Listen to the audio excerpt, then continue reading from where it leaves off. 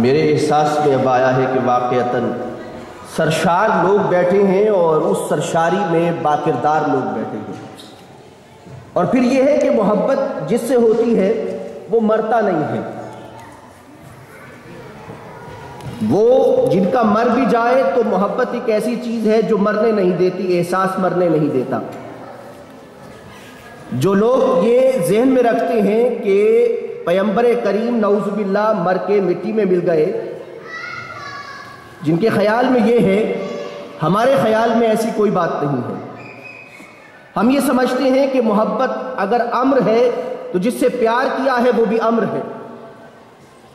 پیغمبر کریم کے حوالے سے دلیل دینے کی بجائے میں ایک دلیل کی بات کرتا ہوں کہ رسول اللہ جب معراج پہ تشریف لے جا رہے تھے تو آپ نے واقعات معراج کو بیان کرتے ہوئے ایک بات فرمائی۔ آپ نے فرمایا کہ میں جا رہا تھا، میری نظر حضرت موسیٰ کلیم اللہ کی قبر پر پڑی تو میں نے دیکھا کہ موسیٰ علیہ السلام اپنی قبر میں کھڑے ہو کر نماز کی ادائیگی فرما رہے ہیں۔ وہ کلیم اللہ تھے، نماز کی ادائیگی اور عبادت کر رہے تھے۔ ہم اس نبی سے پیار کرتے ہیں جو ہمیشہ تو زندہ ہے واللہ، تو زندہ ہے واللہ، میری چشم عالم سے چھپ جانے والی، تو زندہ ہے واللہ، اللہ کی قسم ہے کہ تو زندہ ہے۔ اس لیے کہ محبت زندہ ہے، مسلم زندہ ہے، قرآن زندہ ہے، پیار زندہ ہے تو محبوب بھی زندہ ہے۔ محبت کا انداز دیکھیے، زندگی کا ہی انداز ہے۔ قرآن مجید فرماتا ہے کہ النبی اولیٰ بالمؤمنین من انفسہم وازواجہ امہاتہم، کہ نبی کریم رؤوف الرحیم سرور عالم صلی اللہ علیہ وسلم کی ازواج سے نکاح کی اجازت نہیں تھی۔ آپ کی وفات کے بعد آپ کی ازواج سے قرآن نے فرمایا وہ تمہاری مائیں ہیں، ان سے نکاح نہیں ہو سکتا۔ تو نکاح کی اجازت انہی عورتوں سے نہیں ہوتی جن کا خاوند حیات ہو۔ کیا خیال ہے آپ کا؟ خاوند زندہ ہو تو بیوی کسی اور سے شادی نہیں کر سکتی۔ تو پیغمبر کریم، قرآن مجید کی آیت نے بتایا کہ پیغمبر کریم زندہ ہے اور تو زندہ ہے واللہ، تو زندہ ہے واللہ، میری چشم عالم سے چھپ جانے والی۔ قرآن مجید کی آگے ہم محبت کے حوالے سے دو باتیں بیان کرنے کے بعد اپنی بات کو میں ختم کرتا ہوں کہ حضرت عمر فاروق رضی اللہ تعالیٰ، میں یہ بتانا چاہتا ہوں کہ اگر محبت زندہ ہے تو محبوب بھی زندہ ہے۔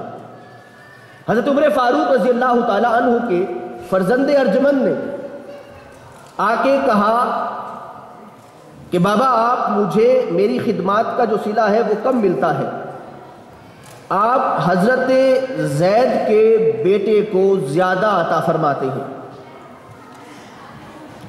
حضرت عمر فاروق کے اپنے فرزند یہ فرما رہے ہیں، یعنی حضرت عمر فاروق کا طریقہ کار یہ تھا کہ جس کی جتنی خدمات ہوتی انہیں اتنا دیا جاتا۔ جو بدری صحابی تھا ان کا وظیفہ زیادہ تھا، جس کی جتنی خدمات تھیں، جو پہلے رسالت مآب صلی اللہ علیہ وسلم کے مشکل دور میں ساتھ چلا تھا، اس کا وظیفہ بھی زیادہ ہوتا تھا۔ تو بیٹے نے کہا کہ میری خدمات زیادہ ہیں اور وظیفہ حضرت زید کے بیٹے کا زیادہ ہے، ایسا کیوں ہے؟ آپ نے فرمایا کہ جہاں خدمات کا میں دیتا ہوں وہاں میری کیٹیگری ایک اور بھی ہے، کرائیٹیریا ایک اور بھی ہے، اور وہ کیا ہے کہ جس سے پیغمبر کا زیادہ پیار ہو میں اسے زیادہ عطا کرتا ہوں۔ تو آپ نے فرمایا کہ زید کے بیٹے کو زیادہ اس لیے دیتا ہوں کہ حضرت زید رسول اللہ کو زیادہ پیارے تھے۔ محبت امر ہوتی ہے محبوب کی زندگی کے ساتھ، اور محبوب زندہ رہتے ہیں، محبت بھی ہمیشہ زندہ رہتی ہے۔ ایک اور بات کرنے کے بعد اپنی بات کو ختم کروں گا کہ حضرت فاطمہ الزہرا رضی اللہ تعالی عنہا رسالت مآب صلی اللہ علیہ وسلم کے ساتھ تھی وقت وفات میں، وقت وفات میں بالکل ساتھ تھی، اور آپ نے اپنی بیٹی کو قریب بلایا اور اپنے دو باتیں کی۔ ایک بات پہ آپ رو پڑی اور دوسری بات پہ ہنس پڑی۔ تو ام المومنین حضرت عائشہ رضی اللہ تعالی عنہا نے فرمایا کہ فاطمہ کس بات پہ آپ پہلے روئی پھر ہنسی؟ تو انہوں نے کہا کہ بابا نے مجھے پہلی بار کہا میرے کان میں کہ بیٹا میں اب اس دنیا سے پردہ فرمانے والا ہوں۔ جب آپ نے یہ فرمایا تو میں رو پڑی۔ یہ ذہن میں رکھیے گا کہ وفات سے پہلے اللہ نے پیغام بھیجا تھا اور فرمایا تھا کہ اے پیارے حبیب آپ کو اختیار ہم دیتے ہیں، آپ ابھی دنیا میں رہنا چاہتے ہیں یا ہم سے ملنا چاہتے ہیں؟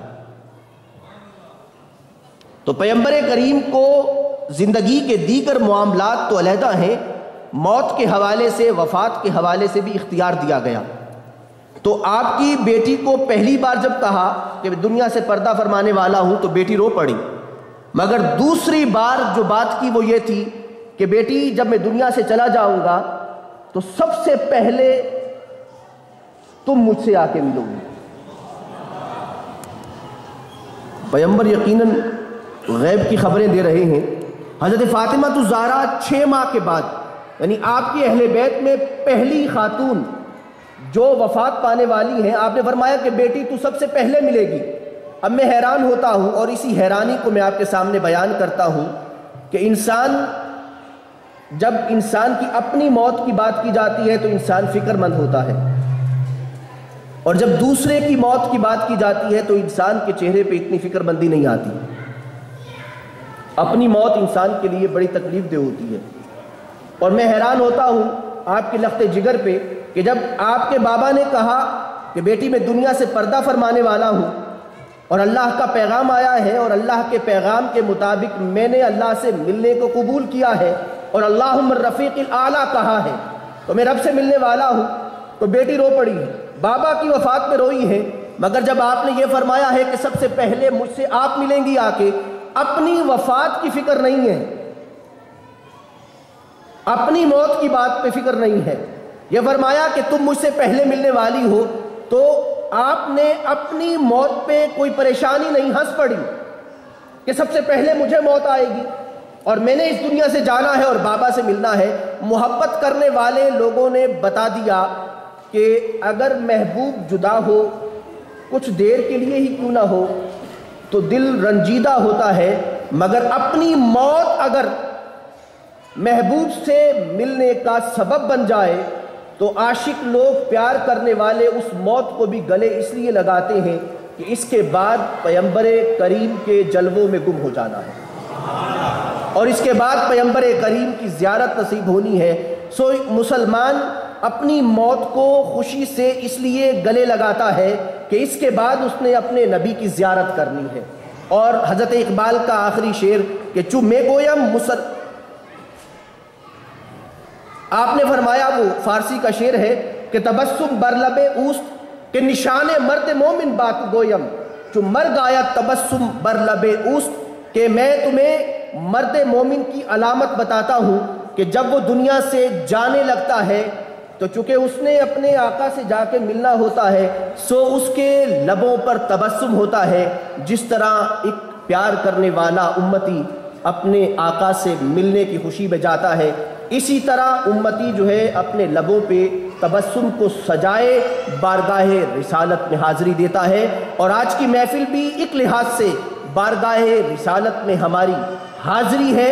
میری دعا ہے کہ رب کریم اسے بھی قبول فرمائے اور موت کے وقت بھی لبوں پہ وہ تبسم عطا فرمائے جو بارگاہ رسالت کی ملاقات کا ہوتا ہے۔ اللہ عمل کی توفیق عطا فرمائے، آمین ثم آمین، وما علیہ الا البلاغ المبین۔